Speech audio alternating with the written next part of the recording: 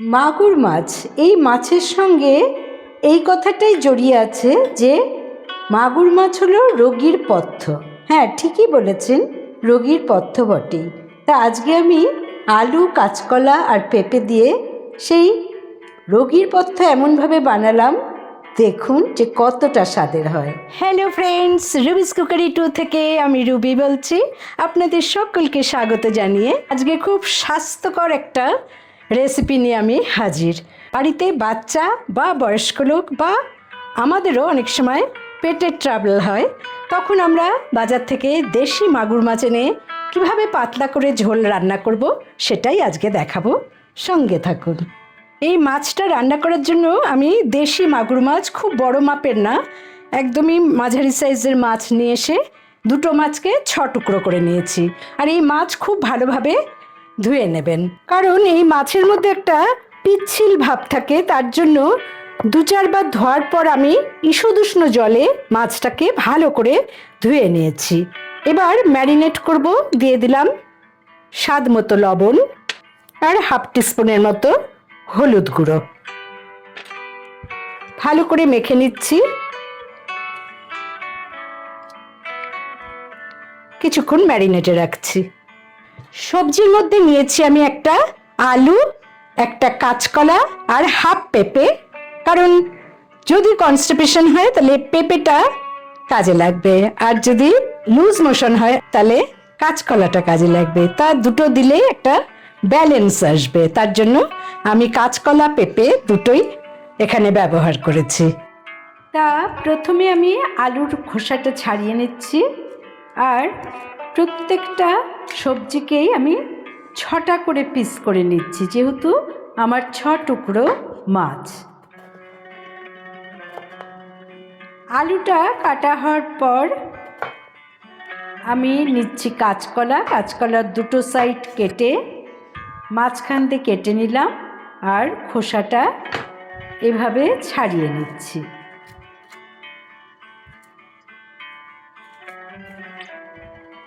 খুব সহজেই কিন্তু কাঁচকলার খোসা এভাবে টেনে ছাড়িয়ে নেওয়া যায়।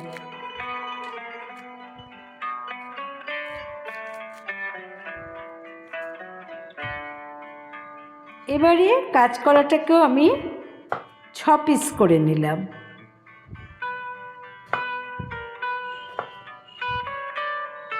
পেঁপেটা আগেই বলেছি আমি 1/2 ব্যবহার করব এই ঝোল বানানোর জন্য, তা মাঝখান দিয়ে কেটে নিলাম।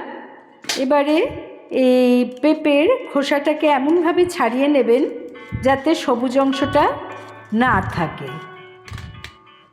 খোসাগুলো ফেলে দিচ্ছি, আর ভেতরের যে দানাগুলো আছে সেগুলোকে চামচের সাহায্যে ভালো করে ছাড়িয়ে নিচ্ছি।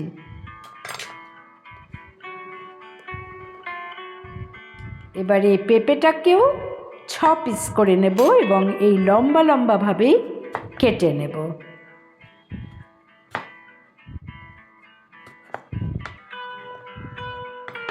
মাগুর মাছ খুবই পাতলা করে রান্না করব, তার আগে সবজিগুলোকে ভালো করে জলে ধুয়ে নিচ্ছি।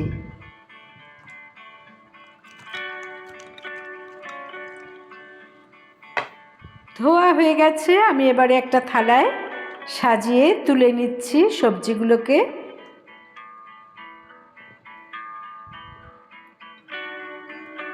আর সাথে নিয়ে নিচ্ছি কিছু গোটা কাঁচা লঙ্কা। এবারে রান্নাটা শুরু করছি। আমি সর্ষের তেলে রান্নাটা করব। এখানে আমি প্রথমে 1 টেবিল স্পুন সর্ষের তেল দিয়ে দিলাম মাছটা ভাজার জন্য। এই মাছ ভাজতে বেশি তেল নেবেন না, কারণ এই মাছ ভাজতে কিন্তু তেল ভীষণ ছিটকায়। তেল গরম হয়ে গেছে, আমি এবারে ম্যারিনেট করে রাখা মাছটা এই অল্প তেলেই এপিট ওপিট করে ভেজে নিচ্ছি, এবং মাছটা একটু ভালো করে ভেজে নিতে হবে, তা না হলে মাছের ঝোলের মধ্যে দেওয়ার পর মাছটার মধ্যে একটা রাবারি ভাব থাকবে, কিন্তু এভাবেই ভেজে নিলে মাছটা খুবই সফট হয়ে যায়। আমি মাছ ভাজা হয়ে যাওয়ার পর এটাকে আলাদা করে তুলে নিচ্ছি। আমি আর 1 টিস্পুন তেল এতে অ্যাড করে নিলাম। এবার রান্নায় ফোড়ন ব্যবহার করব, আর ফোড়নের মধ্যে কিন্তু আমি কিছু গোটা গরম মশলা দেব, যেটা এর স্বাদটাকে আরেকটু বাড়িয়ে দেবে। ফোড়নে আমি একটা কাঁচা লঙ্কা চিড়ে দিয়ে দিলাম, তাতে দিলাম একটা দারচিনি, 2টো ফাটানো এলাচ, 3টে লবঙ্গ, সামান্য গোটা জিরে 1/2 টিস্পুনের মতো, আর 2টো তেজপাতা। সুন্দর একটা ফ্লেভার বের হচ্ছে। প্রথমে আমি কেটে রাখা আলুটা দিয়ে দিলাম। যেহেতু কম তেলে রান্নাটা হচ্ছে, আমি কিন্তু ঢাকা দিয়ে দিয়ে রান্নাটা করব। তা আলুর সাথেই পেঁপেটাও আমি দিয়ে দিচ্ছি, কারণ পেঁপে সেদ্ধ হতে একটু টাইম লাগে। ফ্লেমটাকে অবশ্যই লো করে নেবেন, একটু সময় ধরে নাড়াচাড়া করবেন, নয়তো প্রেসার কুকারে একটা সিটি দিয়ে নিতে পারেন। আমি লঙ্কাটা তুলে নিচ্ছি, কারণ বাচ্চাদের তা না হলে ঝাল লাগবে। আমি জাস্ট ফ্লেভারের জন্য লঙ্কাটা অ্যাড করেছি।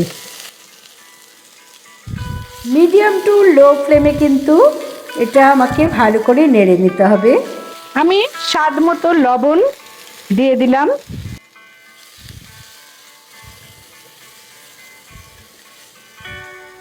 এবারে কাঁচকলাটাও এতে অ্যাড করে দিলাম।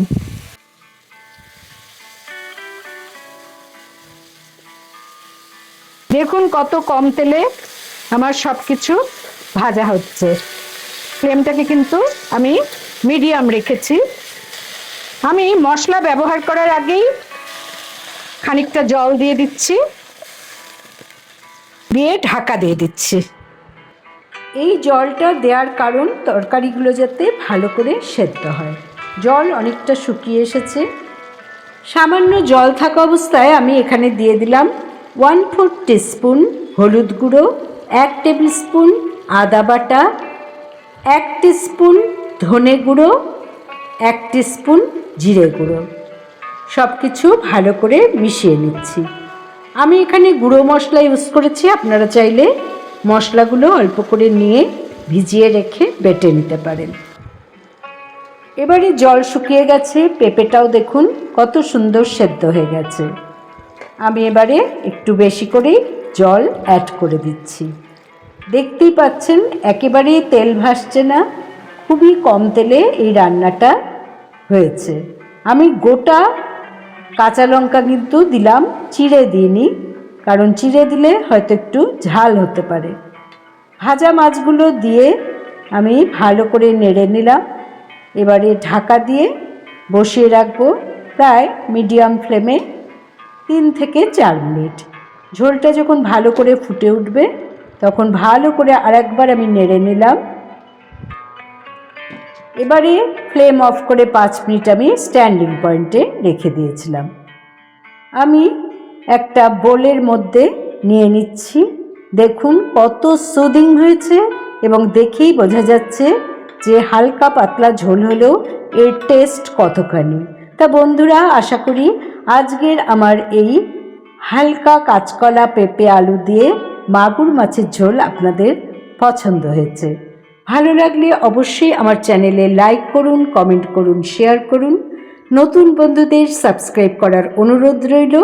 পাশে বেল বোতামে অবশ্যই ক্লিক করতে ভুলবেন না, তাতে যখনই কোনো নতুন রান্নার রেসিপি শেয়ার করব তার নোটিফিকেশন সহজেই আপনাদের কাছে পৌঁছে যাবে। আমি একটু টেস্ট করে দেখব এবং দেখিয়ে দেব যে মাছটা কতখানি সেদ্ধ হয়েছে।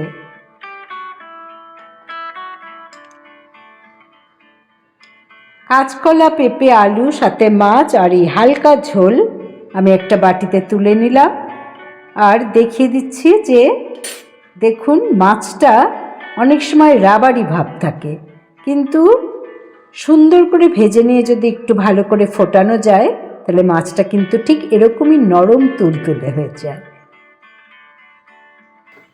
এই ঝোলটার এতই টেস্ট হয় যে আমি একটু বাটিতে করে ঝোলটা খাচ্ছি। ভালো থাকুন, সুস্থ থাকুন। পরের এপিসোডে নতুন রান্নার রেসিপি নিয়ে হাজির হব আমি রুবি। Thanks for watching.